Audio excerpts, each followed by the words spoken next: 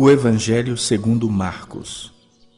Quando, pois, virdes o abominável da desolação situado onde não deve estar, quem lê entenda, então os que estiverem na Judeia fujam para os montes. Quem estiver em cima no eirado, não desça nem entre para tirar da sua casa alguma coisa. E o que estiver no campo, não volte atrás para buscar a sua capa. Ai das que estiverem grávidas e das que amamentarem naqueles dias. Orai para que isso não suceda no inverno, porque aqueles dias serão de tamanha tribulação como nunca houve desde o princípio do mundo que Deus criou até agora, e nunca jamais haverá.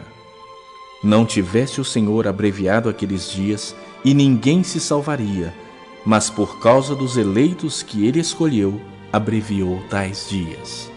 Então, se alguém vos disser, eis aqui o Cristo, ou ei-lo ali, não acrediteis, pois surgirão falsos cristos e falsos profetas, operando sinais e prodígios para enganar, se possível, os próprios eleitos. Estai vós de sobreaviso, tudo vos tenho predito. Mas naqueles dias, após a referida tribulação, o sol escurecerá, a lua não dará a sua claridade, as estrelas cairão do firmamento, e os poderes do céu serão abalados. Então verão o Filho do Homem vir nas nuvens com grande poder e glória. E ele enviará os anjos e reunirá os seus escolhidos dos quatro ventos, da extremidade da terra até a extremidade do céu. Aprendei, pois, a parábola da figueira. Quando já os seus ramos se renovam e as folhas brotam, sabeis que está próximo o verão. Assim também vós, quando virdes acontecer essas coisas, sabei que está próximo, às portas. Em verdade vos digo que não passará esta geração sem que tudo isso aconteça. Passará o céu e a terra, porém as minhas palavras não passarão. Mas a respeito daquele dia ou da hora ninguém sabe, nem os anjos do céu, nem o Filho, senão o Pai. Estai de sobreaviso, vigiai e orai, porque não sabeis quando será o tempo. É como um homem que, ausentando-se do país, deixa a sua casa, dá autoridade aos seus servos, a cada um a sua obrigação, e ao porteiro ordena que vigie. Vigiai, pois, porque não sabeis quando virá o dono da casa, se à tarde, se à meia-noite, se ao cantar do galo, se pela manhã, para que, vindo ele inesperadamente, não vos ache dormindo. O que, porém, vos digo, digo a todos: vigiai. Primeiro livro dos Reis, capítulo 7. Salomão também construiu o seu palácio e levou 13 anos para terminá-lo. O salão da floresta do Líbano media 44 metros de comprimento por 22 de largura por 13,5 de altura. Ele tinha 3 fileiras de colunas de cedro, havendo 15 colunas em cada fileira, com vigas de cedro que se apoiavam nelas. O teto era de cedro, estendendo-se até as despensas, que eram apoiadas pelas colunas. Nas paredes de cada lado havia 3 fileiras de janelas.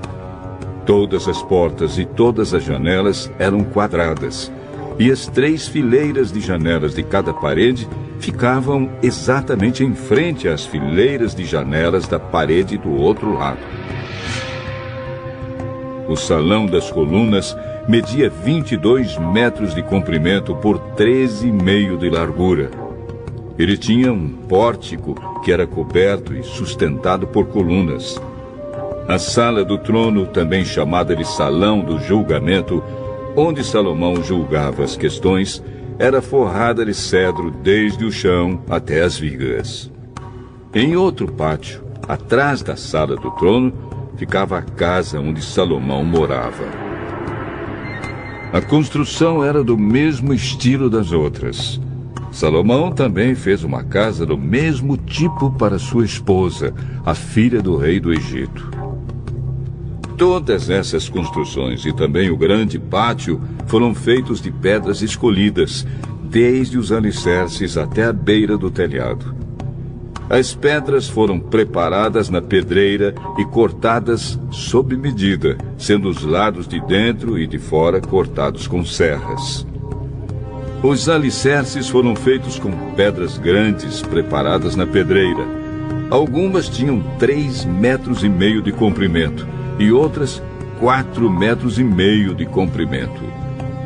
Por cima delas foram colocadas pedras caras, cortadas sob medida, e vigas de cedro. O pátio do palácio, o pátio interno do templo e a sala de entrada do templo tinham paredes feitas com uma carreira de vigas de cedro para cada 3 carreiras de pedras cortadas. O rei Salomão mandou buscar um homem chamado Hurã, um artífice que morava na cidade de Tiro e que era especialista em trabalhos de bronze. O seu pai, que já havia morrido, era de Tiro e também havia sido artífice especializado em bronze. A sua mãe era da tribo de Naphtali. Hurã era um artífice inteligente e capaz. Ele aceitou o convite de Salomão e se encarregou de todo o trabalho em bronze. Hurã fundiu 2 colunas de bronze, cada uma com 8 metros de altura e 1,70 metro de diâmetro, e as colocou na entrada do templo. Ele fez também 2 remates de coluna, cada um com 2,20 metros de altura, para serem colocados no alto das colunas. O alto de cada coluna era enfeitado com um desenho de correntes entrelaçadas e 2 carreiras de romãs feitas de bronze. Os remates das colunas tinham o formato de lírios, mediam 1,80 metro de altura e foram colocados numa parte redonda que ficava por cima do desenho de correntes. Em cada remate de coluna havia 200 romãs de bronze colocadas em 2 carreiras. Hurã colocou essas 2 colunas de bronze na frente da entrada do templo. A que ficava no lado sul se chamava Jaquim, e a que ficava no lado norte se chamava Boaz. Os remates das colunas em forma de lírios, feitos de bronze, estavam no alto das colunas, e assim foi terminado o trabalho das colunas. Hurã fez um tanque redondo de bronze com 2,20 metros de profundidade, 4,40 metros de diâmetro e 13,20 metros de circunferência. Ao redor da borda de fora do tanque havia 2 carreiras de cabaças de bronze que haviam sido fundidas todas em uma só peça junto com o tanque. O tanque se apoiava sobre as costas de 12 touros de bronze que olhavam para fora. 3 olhavam para o norte, 3 olhavam para o oeste, 3 olhavam para o sul e 3 olhavam para o leste. A grossura das paredes do tanque era de 4 dedos. A sua borda era como a borda de um copo, curvando-se para fora como as pétalas de um lírio. A capacidade do tanque era de mais ou menos 40.000 litros. Hurã fez também 10 carretas de bronze.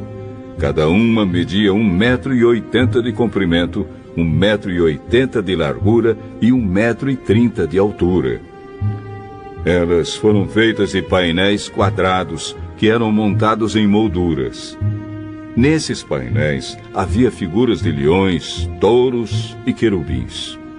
E nas molduras acima e abaixo dos leões e dos touros havia desenhos de espirais em relevo. Cada carreta tinha 4 rodas de bronze com eixos de bronze. Nos 4 cantos havia apoios de bronze para uma bacia. Os apoios eram enfeitados com figuras de espirais em relevo. No alto havia uma guarnição redonda para a bacia. Essa guarnição passava 45 centímetros para cima do alto da carreta e 18 centímetros para baixo, para dentro dela. Ao redor dela havia entalhes. As rodas tinham 67 centímetros de altura. Elas ficavam debaixo dos painéis e os eixos eram feitos em uma só peça com as carretas. As rodas eram como as rodas de uma carruagem.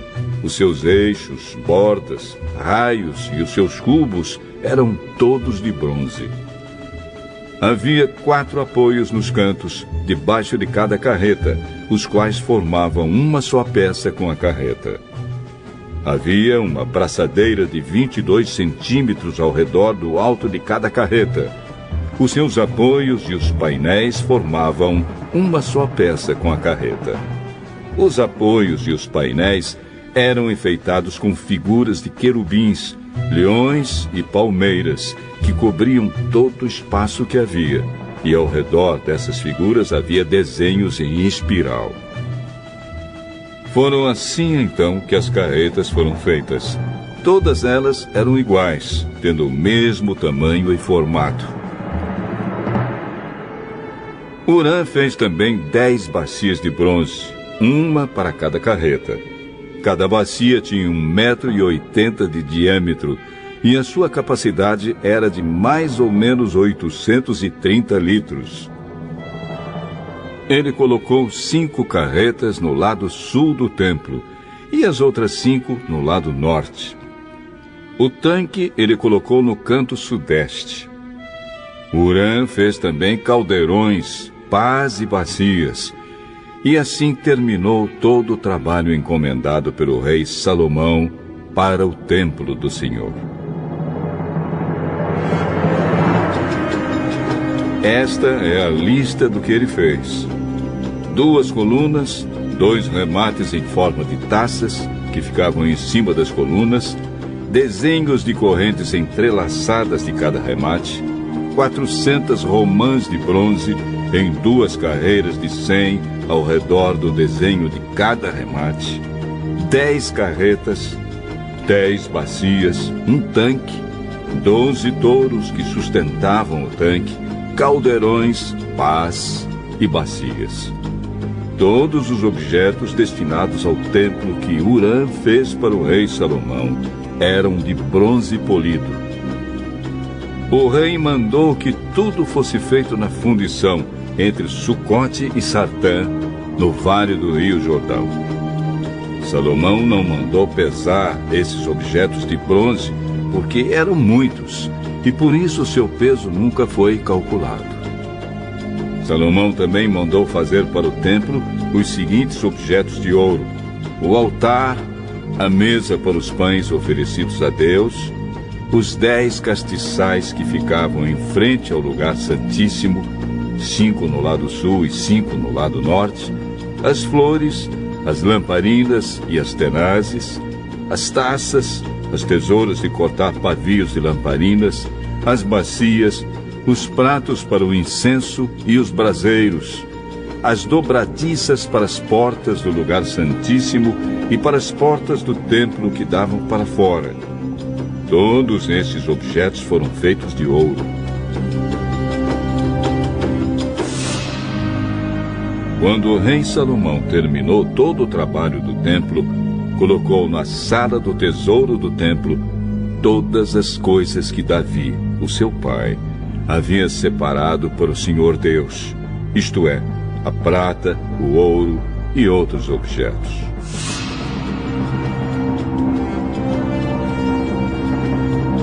Oséias, capítulo 9. Povo de Israel, deixe de se alegrar, pare de fazer festas como os outros povos fazem. Vocês abandonaram a Deus e adoraram ídolos. Em todos os terreiros onde o trigo é malhado, vocês se venderam como prostitutas ao Deus Baal e gostaram do pagamento que receberam dele. Mas daqui a pouco não haverá trigo nem azeite, e faltará vinho. O povo de Israel não ficará na terra de Deus, o Senhor, mas precisará voltar para o Egito, e na Assíria comerá alimentos impuros. Naqueles países, eles não poderão fazer ofertas de vinho ao Senhor, nem oferecer os sacrifícios de que Ele gosta. A comida que comerem será como a que é servida num velório, e todos os que a comerem ficarão impuros. Não poderão apresentar ofertas de alimento no templo do Senhor, só poderão comê-las.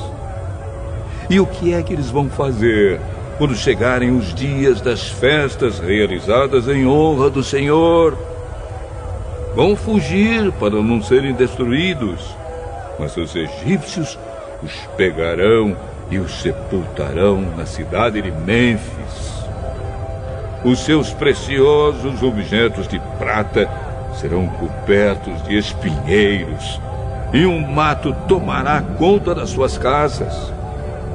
Está chegando o dia do castigo, o dia em que Deus castigará o seu povo. E que o povo de Israel fique sabendo disso. Mas vocês dizem: esse profeta está maluco. Diz que é inspirado, mas é louco.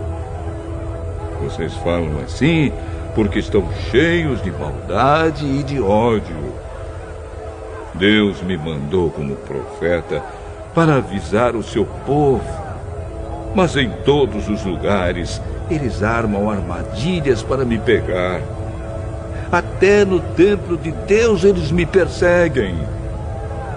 Eles se afundaram tanto no pecado quanto o povo que estava em Gibeá. Deus lembrará dos pecados deles e os castigará. O Senhor Deus diz: quando encontrei Israel pela primeira vez, fiquei alegre como quem acha uvas no deserto. E ao ver os antepassados de vocês, fiquei contente como quem vê os primeiros figos maduros. Mas quando eles chegaram ao Monte Peor, ali começaram a adorar o deus Baal e se tornaram tão nojentos como os ídolos que eles amaram. A grandeza de Israel irá embora, voando como uma ave. Não nascerão mais crianças. As mulheres não ficarão grávidas e não darão à luz. Ainda que criem filhos, eu os levarei embora. Não deixarei nenhum só. Ai desse povo quando eu me afastar dele. Eu vi Israel como se fosse a cidade de Tiro, plantada num lugar agradável.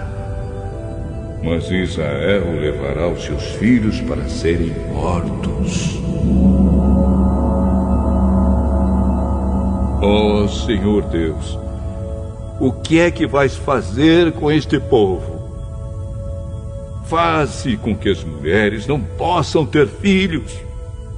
E se tiverem, seca o seu leite, para que não possam dar de mamar.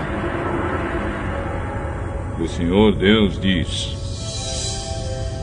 toda a maldade do povo de Israel começou na cidade de Gilgal, e foi ali que comecei a odiá-los. E, por causa dos seus pecados, eu os expulsarei da minha terra. Daqui em diante, não os amarei mais. Todos os seus chefes se revoltaram contra mim. Israel está ferido. É como uma árvore que não dá frutas porque as suas raízes secaram. Mesmo que nasçam crianças, eu matarei esses filhos tão queridos.